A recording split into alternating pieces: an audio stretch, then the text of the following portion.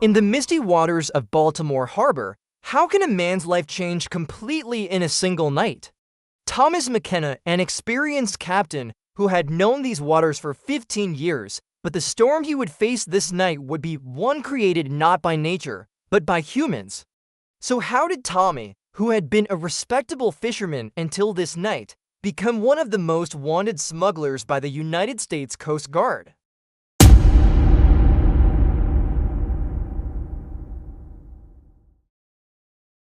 My name is Thomas McKenna, but everyone calls me Tommy. On that cold November night in 1925, I was sitting on my own boat in Baltimore Harbor, making plans for next week's fishing trip. I'm a man born and raised on Chesapeake Bay. I could navigate these waters with my eyes closed. My grandfather came from Ireland. My father fished in this harbor, and I had followed in his footsteps. My name is Thomas McKenna, but everyone calls me Tommy. On that cold November night in 1925, I was sitting on my own boat in Baltimore Harbor, making plans for next week's fishing trip.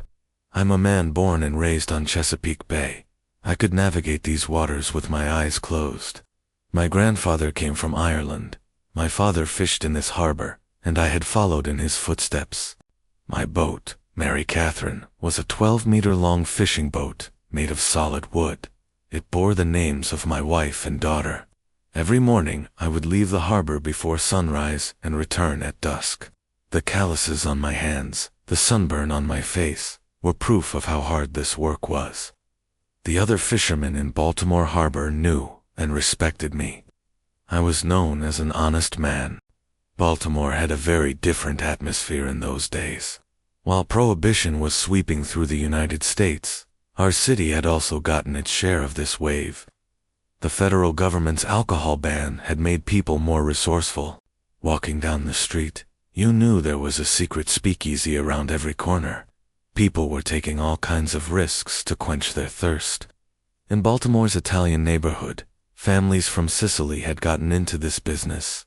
In the narrow streets of Little Italy, trucks coming and going at midnight had become a normal sight.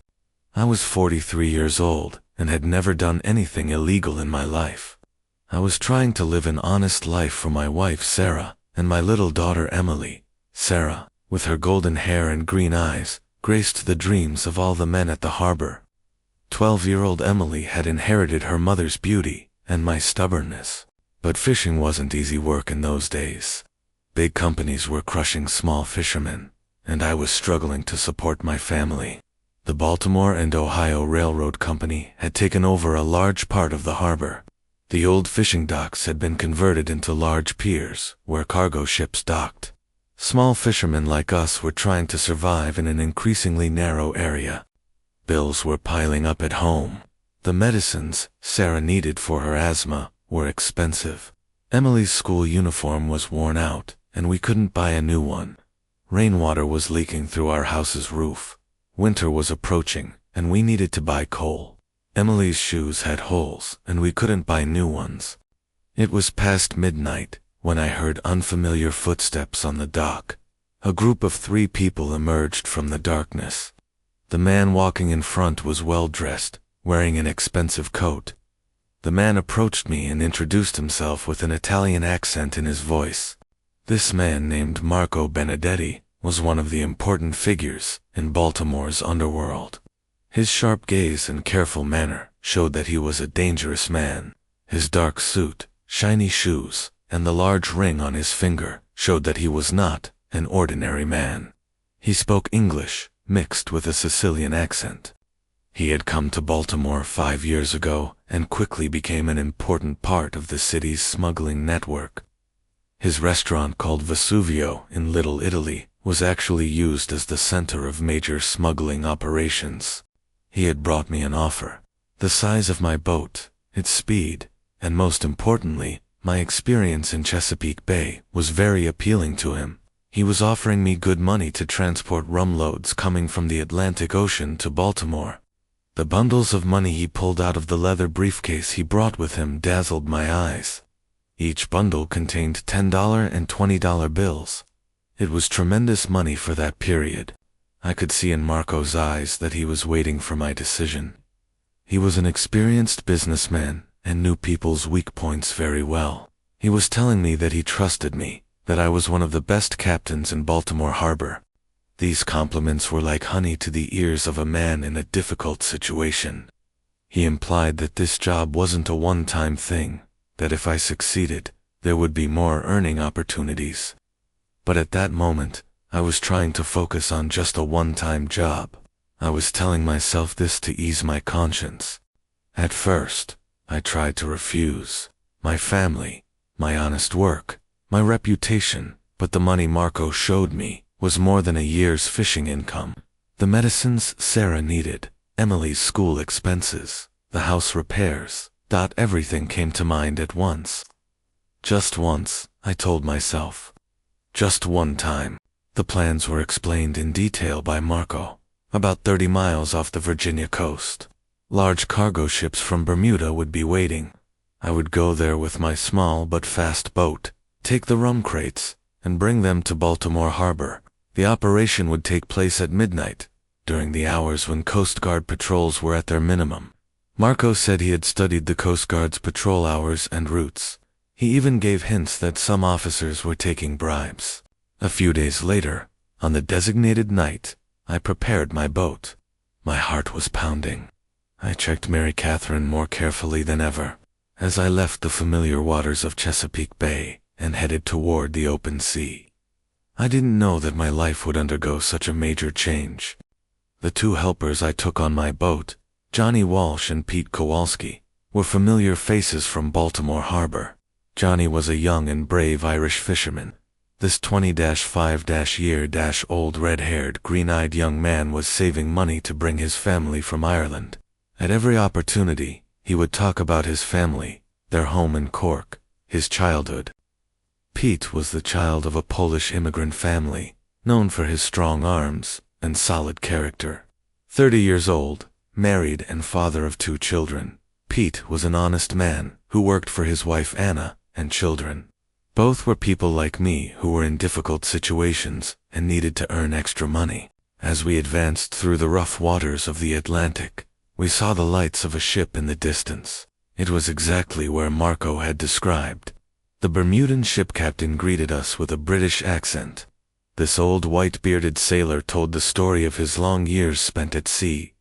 Through the wrinkles on his face, hundreds of rum crates lined up on the ship's deck sparkled in the moonlight.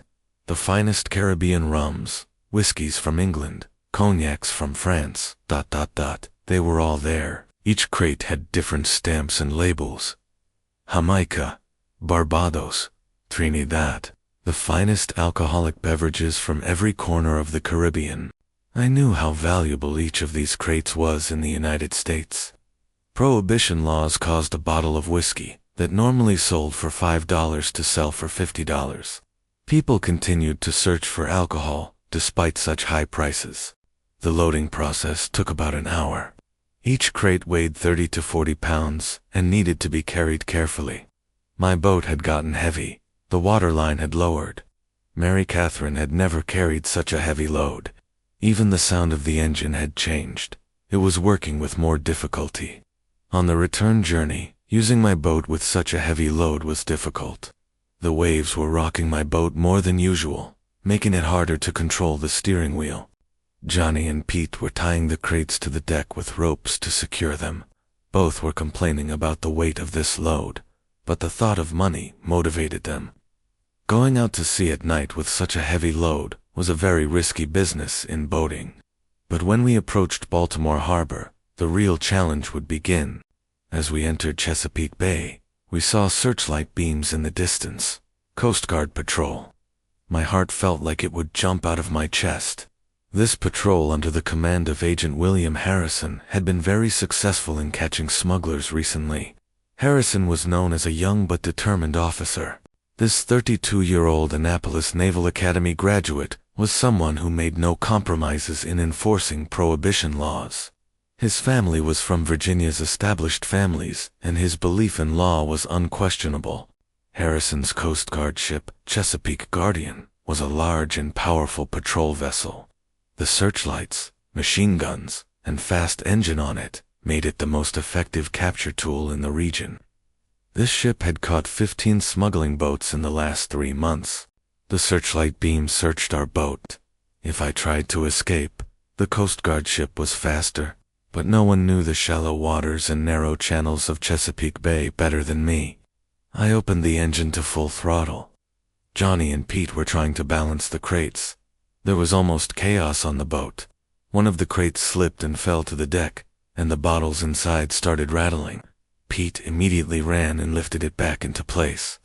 Mary Catherine's engine was running at full speed. The exhaust pipe was emitting black smoke. The engine housing was vibrating. I had been using this boat for 30 years and had never pushed it this hard, but my family, the future, everything depended on what happened after this moment. Coast Guard ship was chasing us. I started passing through the shallow channels in this part of Chesapeake. The large Coast Guard ship drew too deep to follow us. I had known these channels since childhood. I remembered the days I went fishing in these waters with my grandfather. The depth of every channel, every shallow, every rocky area was in my mind.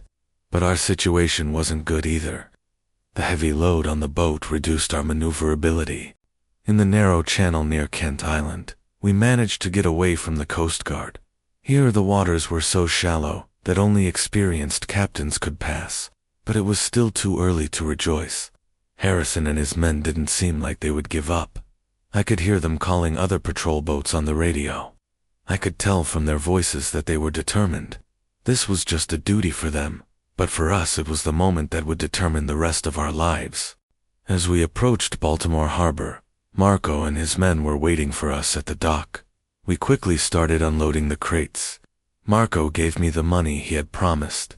This bundle of money I held in my hands was proof that my dreams were real. Just then, the siren sounds of Coast Guard vehicles came from the other end of the harbor. Agent Harrison and his team had reached the harbor by land route. Now, it was too late to escape. Marco quickly disappeared with his men. Johnny, Pete, and I were left at the dock. When Harrison approached us, there was determination in his eyes. As he arrested us, I could understand how strong his belief in the law was. As he put handcuffs on me, there was sadness in his eyes, not anger. The following days were the hardest days of my life. The court process, Sarah's disappointment, the looks of Emily's friends at school, ... Everything was heavy. The Baltimore Sun newspaper had announced the news with big headlines. My friends at the harbor had changed the way they looked at me. Conversations between Sarah and me were now very difficult. She was a woman who believed and trusted that I was honest. Emily couldn't fully understand the situation. She only knew that her father wouldn't be able to come home for a while. When the court day came, Johnny and Pete were also with me. All three of us were being tried on the same charges. The judge was an old and experienced man. Violation of federal laws was a serious matter, and the punishment would be severe. Before entering prison, I was given one last chance to see Sarah and Emily. Sarah was crying. Emily still couldn't fully understand the situation. As I held my wife's hand, I remembered the promises I had made to them. The promises I made to be an honest man, to protect our family. I had broken them all in one night. Tommy McKenna's story was just one example of the tragedy experienced by many families in 1920s United States. While Prohibition drove honest people to illegal paths, it put both smugglers and the officers trying to catch them in difficult situations. This story shows us that sometimes life forces even the most honest people to make impossible choices. So if you were in Tommy's place, what would you have done?